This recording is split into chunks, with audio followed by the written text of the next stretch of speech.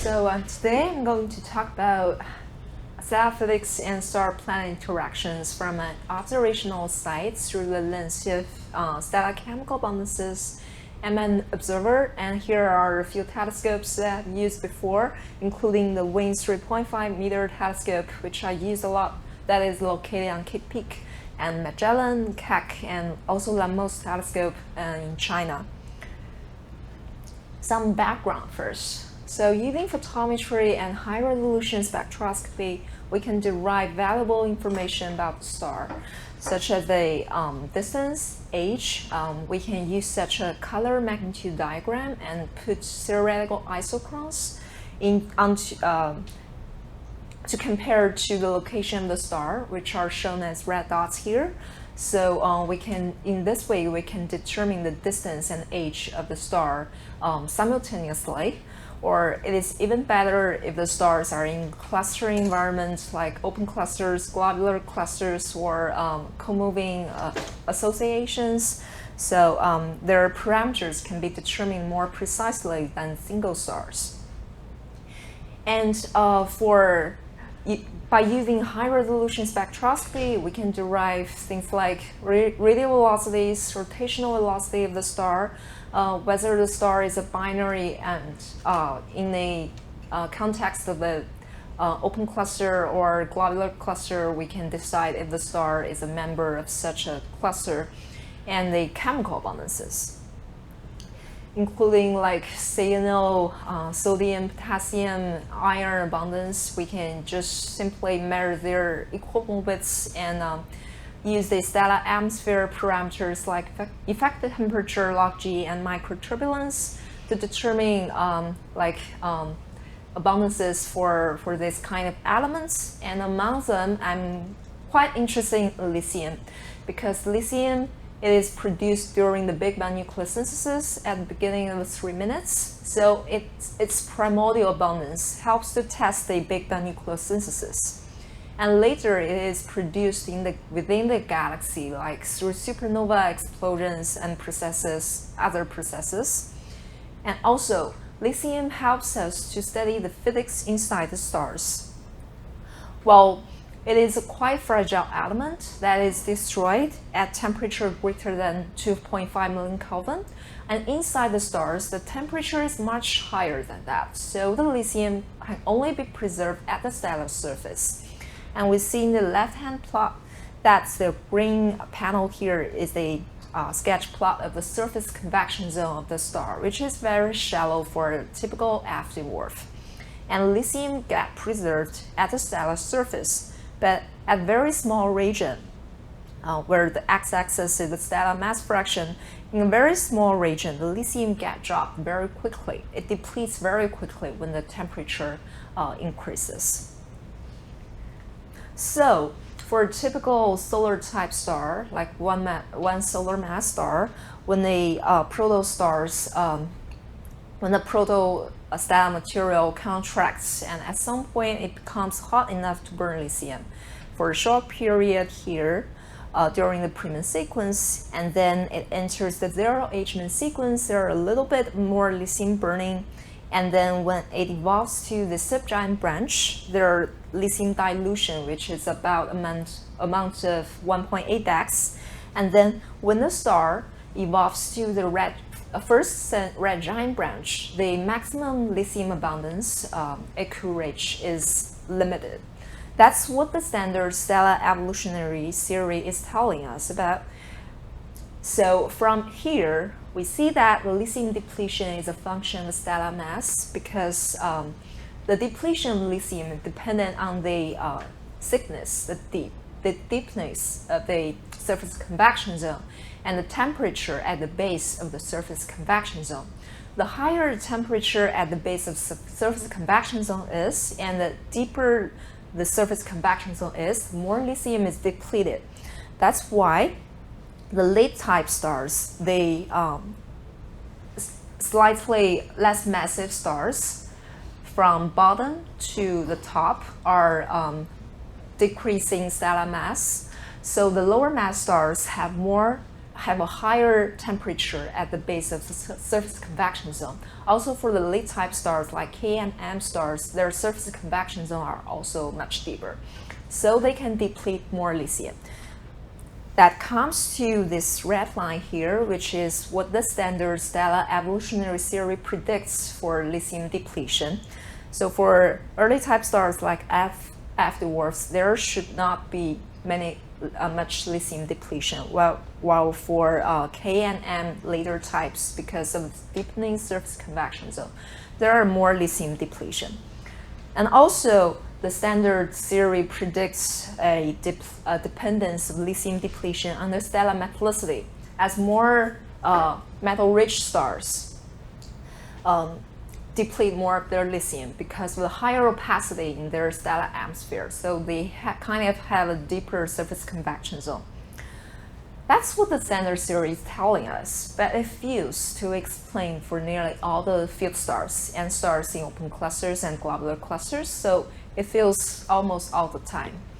And here, the left panel is again, we see for an F dwarf, the surface convection is quite shallow, the green thing here, but so it should preserve much of its lithium, but that's not what is observed.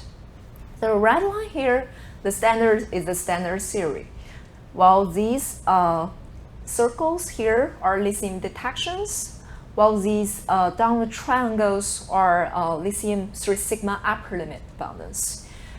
It means the real value are actually lower than what is shown in the location here. So this also including our own sun. Our sun is here in the red circle, which is a factor of 50 below what the standard theory predicts. And note that the abundance scale is in log scale on the y-axis. And throughout my talk, I'll use circles for lithium detections and downward triangles for lithium 3 sigma upper limits. So the fields, the standard theory fields to explain the observed lithium pattern.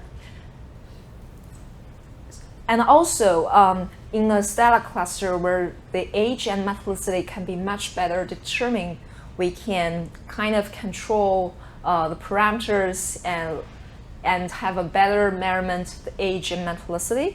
And here are the sketch plots of the behavior of field open cluster lithium abundance, where we see two prominent features here that includes the lithium dip or lithium gap here for the F dwarfs, and G and K dwarf lithium depletion that deviates more and more from what the standard theory predicts as the clusters becomes older. And we lack data for the F dwarf lithium dip here, and also for the sun is a factor of 50 below what the standard theory predicts. So many other processes may act that can help to explain this over-depletion of lithium, including but not limited to those that are proposed so far. And they have different observational signatures. Like for mass loss, a star would lose the outermost part of this. So this causes lithium depletion, that a very sharp lithium depletion at the surface. So we observe very sharp lithium depletion. And for diffusion case, it would diffuse some lithium closer to the stellar surface convection zone here. So the lithium would behave like increase a bit first and then drop.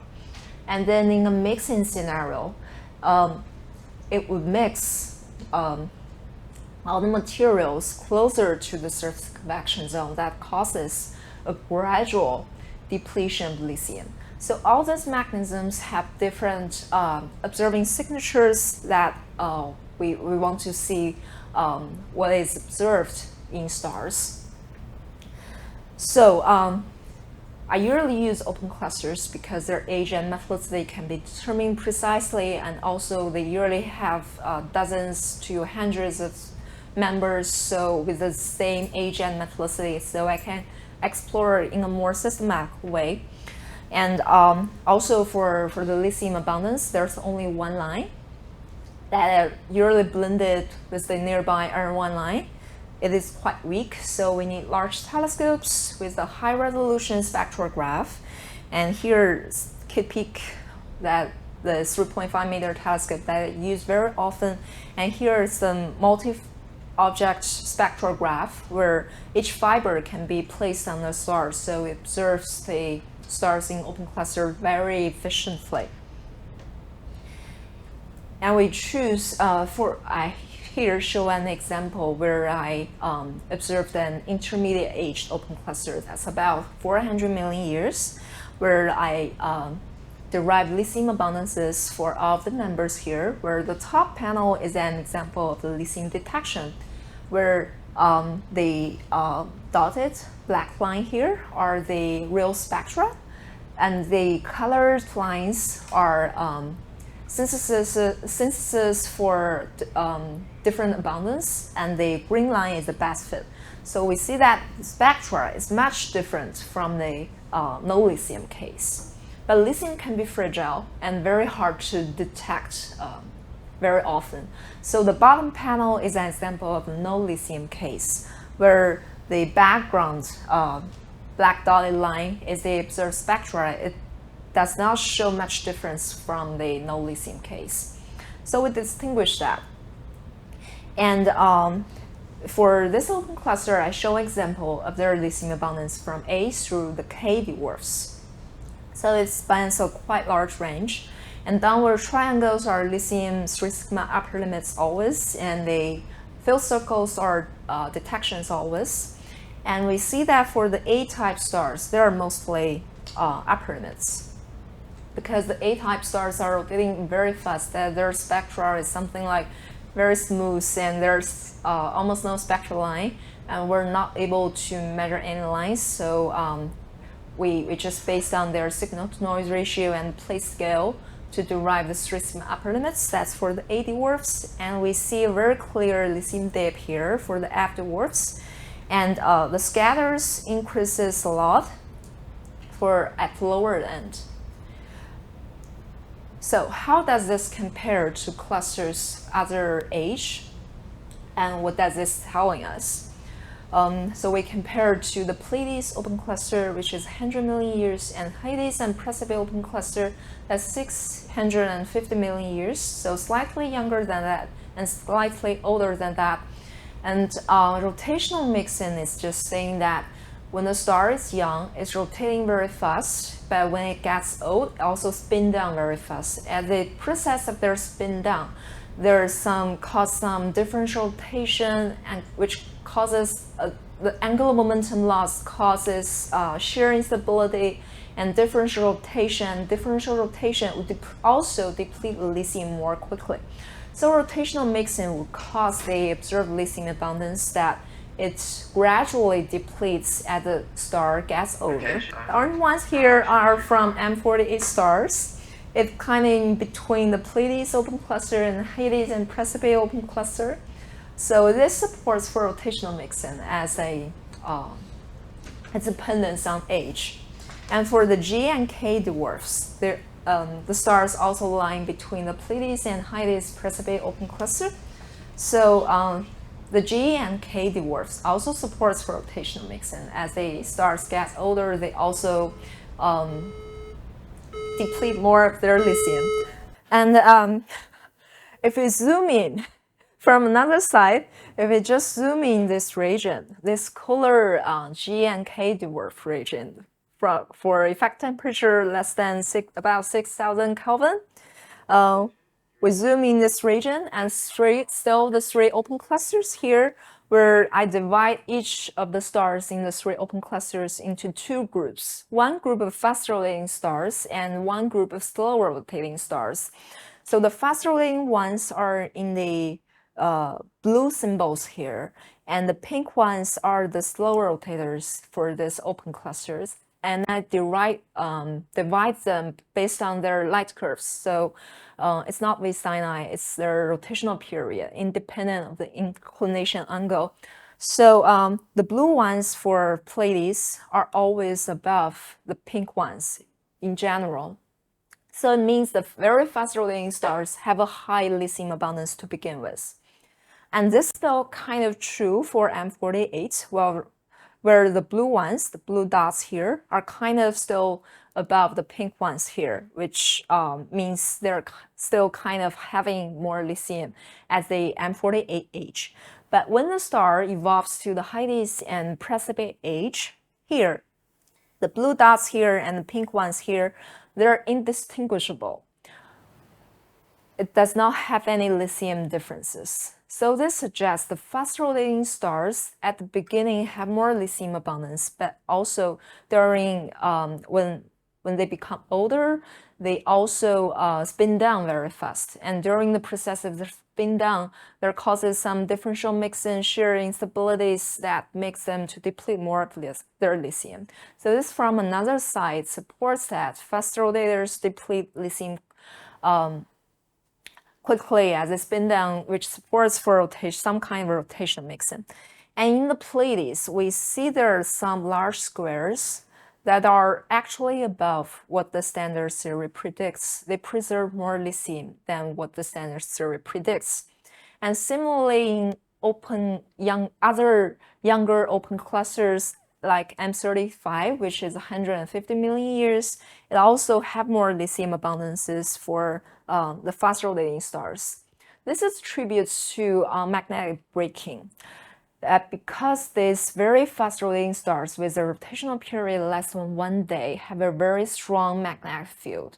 The magnetic field will cause magnetic braking that cause radius inflation of the star, which are observed, that causes the lithium, the surface lithium, to be away from the lithium burning region.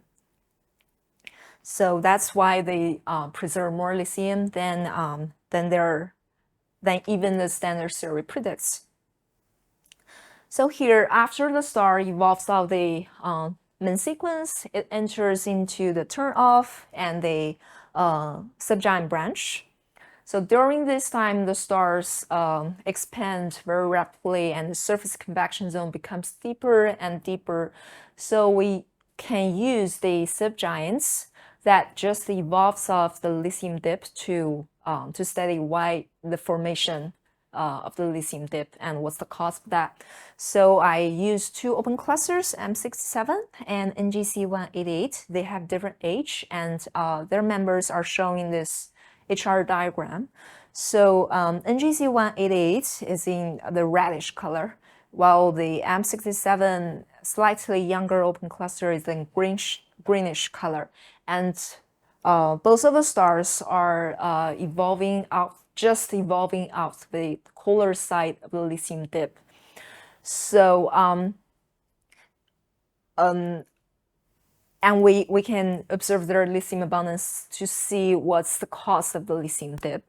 And also we see in this plot here that because the NGC188 is slightly older, so its stellar mass is slightly light, it's slightly so its stars are slightly cooler than M67, and also because of the lower stellar mass, we look at their lithium abundances. So the evidence is like there are two evidences. So first, we see that the reddish points here, which are NGC188 subgiant stars, they're like, as they evolve along subgiant branch, they're diluting their lithium gradually with a shallow slope that supports for rotational mixing. And another evidence, second evidence, is that when compared to M67 here, we only focus on the detections here. M67, because they have a larger stellar mass, so they dilute their lithium very quickly because they have a deeper surface convection zone because of their higher stellar mass. The surface convection zone, the depth of the surface convection zone is proportional to the stellar mass. So the M67 stars just deplete their lithium in a second with a much steeper slope. While the NGC188 compared to M67 is depleting lithium gradually and at a shallower rate than than M67, and this is another evidence that supports for rotational mixin. And we also know that the amount of lithium dilution is about 1.8 DAX during the subgiant branch. That comes to the problem of lithium-rich giants, which are a quite heated topic recently. That if we assume the meteoritic lithium abundance is 3.3 DAX and assume the optimistic case that the star deplete no lithium during the priming sequence and main sequence, and a subgiant dilution is 1.8 DAX, then the maximum lithium abundance when the star evolves to the first red giant branch is 1.5 DAX. So traditionally, we call such red giants as lithium-rich. And recent large surveys have found about 1% of such lithium-rich giants in field stars. And these stars must have enriched their lithium either externally or internally. Internal processes including lots of mixin, that's beryllium-7 can capture an electron and decays into lithium-7, but usually lithium-7 is destroyed in the hot stellar interior because the temperature is quite high. But if the rotational mixin can bring the newly produced lithium-7 to a cooler region, then the lithium can be preserved. And this kind of mixin happens usually very more frequently, like in the helium burning phase, like for red clump stars. And so the 1% of the lithium-rich giants in large surveys are mostly red clump stars, or lithium can be enriched externally. So because the white dwarfs, planets, the substellar companions are usually lithium-rich, they don't have a hot enough core to burn lithium. After engulfment of a substellar companion like white dwarf or planet, the stars can be lithium-rich, and also like stellar mergers, when the two stars merge, their lithium in their stellar atmosphere is like adding up. So they observed lithium would increase as well. And in the case of lithium-rich giants in open clusters, we can have such lithium-rich giants in context. So it means that because for an open cluster, we know the evolutionary history of the stars very well. We know how much lithium has been depleted during the priming sequence and main sequence. So we know the number when the star evolves to the red giant branch. So above that lithium abundance, we know that's lithium-rich giants. So we do not use the 1.5 DAX anymore. And here, rough estimation of the number of lithium-rich giants and the number of giants. Just a rough estimation suggests a fraction greater than 1%, and also the number of lithium-rich in context when added is also greater than 1%. Is this true for other open clusters, or it is just a small number of statistics, so we need more data? For example, here, NGC 188 again, it's one of the oldest open cluster in the Milky Way, 6 to 7 gig years. So when the stars in this open cluster evolve to the first red giant branch, there should be no lithium left for them. So here we find a fraction 4/29 of lithium-rich giants for this open cluster, where the 29 red giants are all members that we checked, and the 4 detections here, which are in circles, they're all lithium-rich giants. So any detections means lithium-rich. 1, 2, 3, 4 here, and the green one here is a binary that is shown here. That we find 1 in the red clump region, which could likely be explained by the beryllium-7 transport mechanism that I just mentioned. And there are 2 single stars here that are bluer to the traditional red giant branch. We're proposing something like stellar mergers that when 2 stars merge, their lithium in their atmosphere is just like adding up and make them lithium rich, and also make them to move bluer to the traditional red giant branch. And for this binary star, it is composed of turn off and a giant, and we observe it just at ellipsing. So it is basically the combined light from the two companions.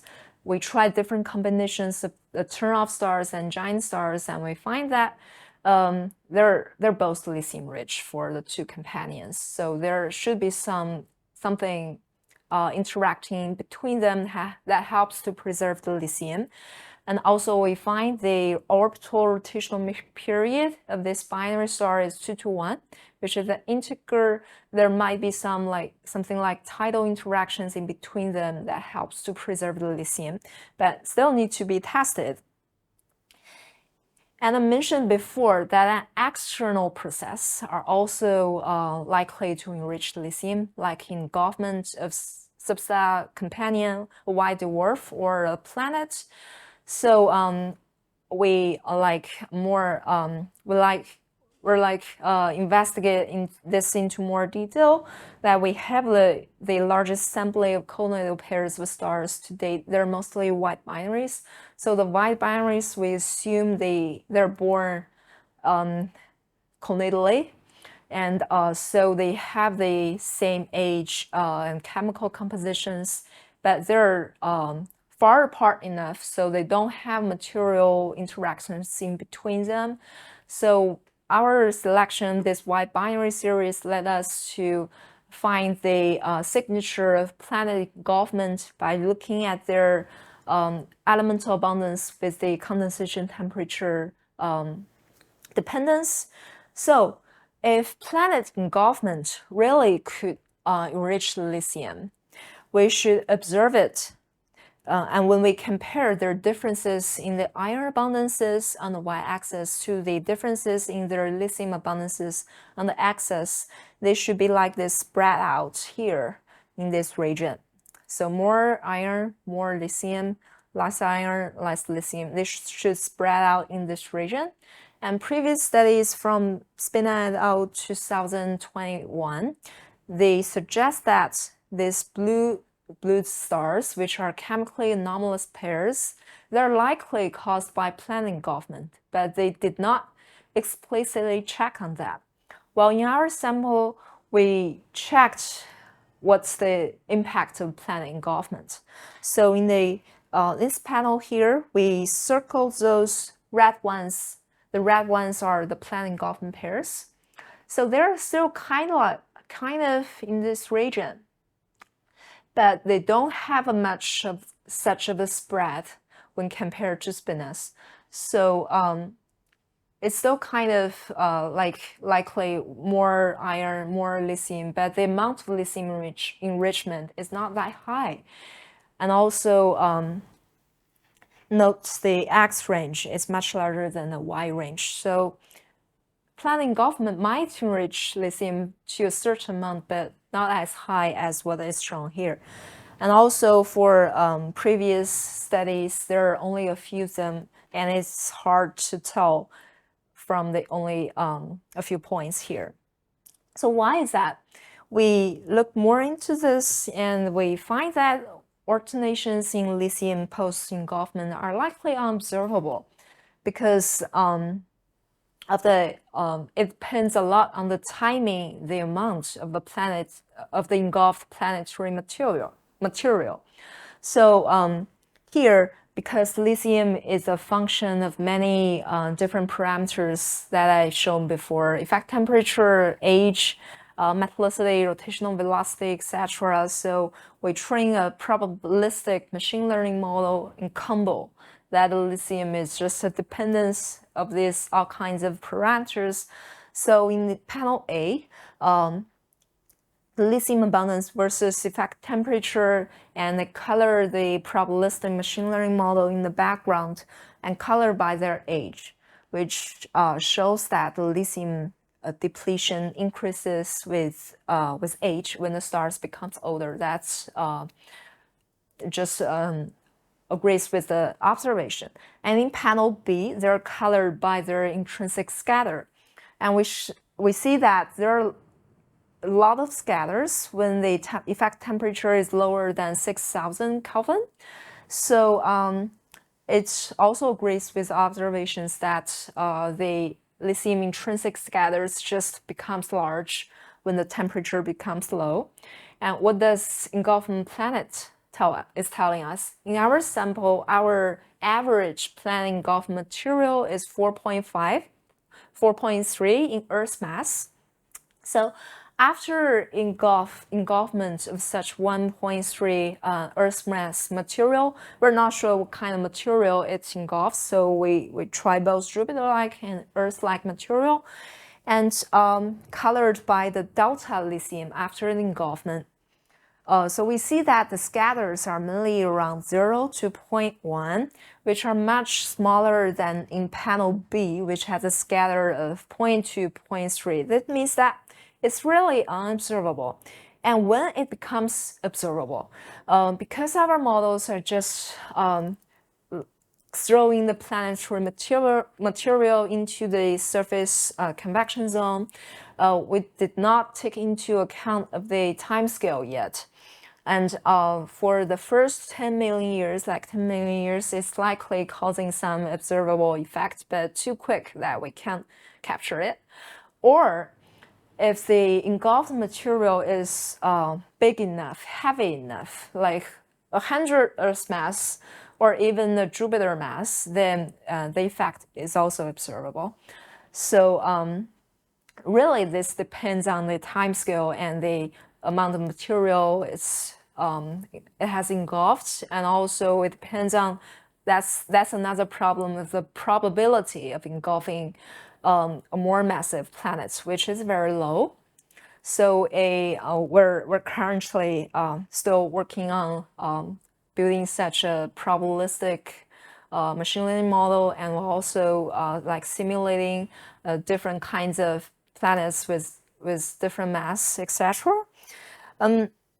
So these are some external processes that could enrich lithium that have long been proposed. And stars and planets can also interact in some more indirect ways.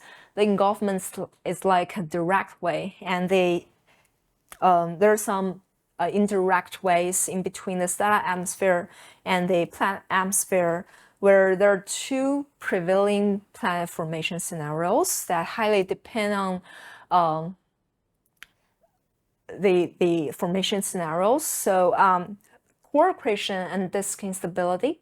Core accretion says that the materials just accrete, and during the process, the evaporate water and the solids condensates. So in this core accretion scenario, the water abundance should be inversely related to the planet mass. While for disk instability scenario, this is highly dependent on so it just says that disk breaks into some dense cores, which forms planets. And in this case, there should be no planet atmosphere abundance dependence on the planetary mass. They should not be correlated. So is it correlated? And existing studies on planet atmosphere abundance are quite few, which shown here is the planetary abundance against planet mass. And you see the arrow bars here are typical from HST. So the arrow bars here are still quite large. And just based on the few stars and the large arrow bars here, we can't really determine if there's a correlation between them. So, and firstly, we need to normalize the planet atmosphere abundance by that of their host stars, because an oxygen-rich host star, would form a more water-rich planet. So we need to first like kicking out the effect from the abundance of its host stars, and to just explore this bit basically on the planet atmosphere abundance and their planet mass. So we just subtract the stellar oxygen abundance here, and we try different base factor analysis to test if the trend is robust. And we plot like the 1 sigma confidence interval and 2 sigma confidence interval, while the 2 sigma confidence interval also includes the flat model. So we can't really rule out the flat model that supports for disk instability of the planet formation. And in the future of GWST, which are shown as purple dots here, you see that GWST arrow bars are much smaller than HST. So with more GWST cycles that observe planet atmosphere, we should have more data with smaller arrow bars here. And the rough estimation is that we need at least 58 planets with the HST precision to detect or reject such a trend, or 45 with the GWST precision. And also, China is about to launch a spacecraft called CSST. It's a Chinese Space Survey Telescope that I hope to use this in the future to study the planet atmosphere, which have more guaranteed time for. And that's what the current condition for the planet atmosphere abundance looks like, where this is from a proposal that this is a planet mass, and this is equilibrium temperature. And these are what are proposed so far to observe the planet atmosphere. So you see there are already quite a lot from GWST Cycle 1 to NASA's Exoplanet Archive. And we see that the number that I just mentioned to detect such a trend is not unachievable if all these papers are odd. And also, I'm quite interested in this region, which are called warm Jupiters, where all the CNO carriers are observable in the atmosphere. So at last, I'd love to introduce some telescopes and instruments that are currently under construction in China that I'm going to join TD Lee at Shanghai Jiaotong University as a faculty member soon. And we're building the JUST telescope, which is a 4.4 meter telescope. And there's already several instruments mounted on that. And the location is in Cold Lake in China, which is a quite good observing site. Using the data that are currently returned, we think it's a better observing site than Kitt Peak. Slightly worse than Hawaii. So the observing quality is like in between that of Kitt Peak and Hawaii. And there are also other telescopes under construction in Cold Lake, which is like 10 hours driving from major cities, very dry, and over 40 telescopes under construction there. And when finished, this will become the largest observing site in Asia. And also, CSST is a Chinese Space Survey Telescope, which is going to be launched in the next like 2-3 years. And I'm going to use that for planet atmosphere observation. So at last, there are some advertisement here, and thank you.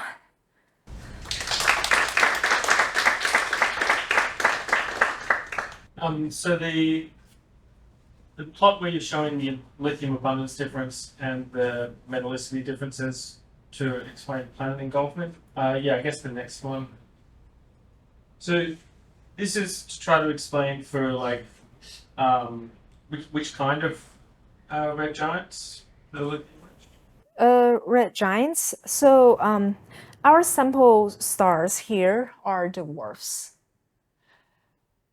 So to explain red giants, we need a red giant sample of the white binaries. Yeah, I thought for your simulations in the next slide. Is this for main sequence stars as well? Yeah, for main sequence stars as well. So in your early part of your talk, yep, you seem to be using like age as a proxy for rotation rate. Is that obvious? I'm not using age as a proxy for for rotation. So they're separate effects. I'm just saying that the age is kind of like the stars, when the stars are young, they're rotating very fast, and they become old, spin down, so they become slow, rotating slowly. But we also check the rotational period separately. I guess I was wondering why it's not more helpful to plot against, because so you're plotting against effective temperature and then talking about different clusters and different angles. Yeah. Is there things that are obvious when you plot against just rotation? You measure rotation periods, or is that hard to get? Yeah, we measure the rotational period. So the blue ones are fast rotating stars and the pink ones are slow rotating stars. That's a good point. And when writing the paper, we're thinking about that too. But the problem is that we're using the test light curves. So it's not like we have rotational period for all of them.